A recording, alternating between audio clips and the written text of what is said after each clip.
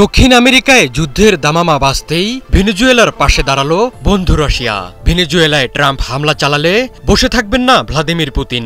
বেশ কিছু গণমাধ্যমের তথ্য মতে মার্কিন বাহিনীকে মোকাবেলায় ভেনেজুয়েলাকে সুইসাইড ড্রোন দিয়েছে রাশিয়া।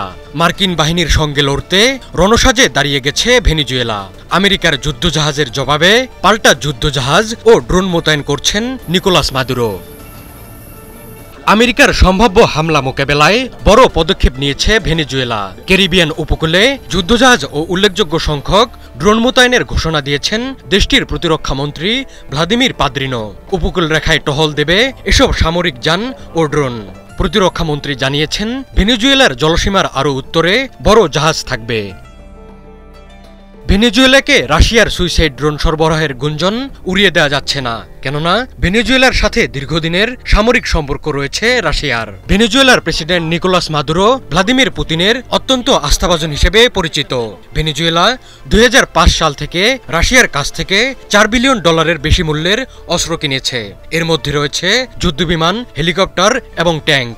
ভেনেজুয়েলায় সামরিক উপদেষ্টা এবং কৌশলগত বোমারু বিমানও পাঠিয়েছে রাশিয়া। ওয়ালটন বিএলডিসি ফ্যান, খরচ বাঁচে 65% পর্যন্ত। ওয়ালটন বিএলডিসি ফ্যান ছড়ায় স্বস্তির সবুজ হাওয়া। কিন্তু আধুনিক যুদ্ধে গুরুত্বপূর্ণ অস্ত্র হয়ে উঠেছে সুইসাইড ড্রোন। এই ড্রোনগুলো লক্ষ্যবস্তুতে গিয়ে আঘাত হেনে নিজেরাও ধ্বংস হয়। এই সস্তা ড্রোন ব্যবহার করে যুদ্ধক্ষেত্রে কতটা সুবিধা পাওয়া যায় তা রাশিয়ার থেকে ভালো আর কেউ জানে না। ইউক্রেনে সুইসাইড ড্রোন ব্যবহার করে যুদ্ধের চিত্রই পাল্টে দিয়েছে রুশ বাহিনী। ইউক্রেনের একজন সামরিক কমান্ডার দাবি করেছিলেন, ভেনেজুয়েলায় এমন কারখানা রয়েছে যেখানে ইউক্রেনে ব্যবহৃত ইরানি ও রুশ শাহেদ সুইসাইড ড্রোন প্রস্তুত করা হয়। শাহেদ ড্রোন মূলত ইরানের নকশা করা, আর সেই ইরানও ভেনেজুয়েলার অন্যতম বন্ধু। ইউক্রেন যুদ্ধের শুরুতে ইরানের কাছ থেকে সুইসাইড শাহেদ ড্রোন কিনত রাশিয়া। পরে এই ড্রোনের নকশা বন্ধু পুতিনকে দেন খামেনি। এখন রাশিয়া নিজেদের মাটিতেই উৎপাদন করছে হাজার হাজার সুইসাইড ড্রোন। ইরানও ভেনেজুয়েলাকে ড্রোন প্রযুক্তি সরবরাহ ও উৎপাদনে সহায়তা করছে।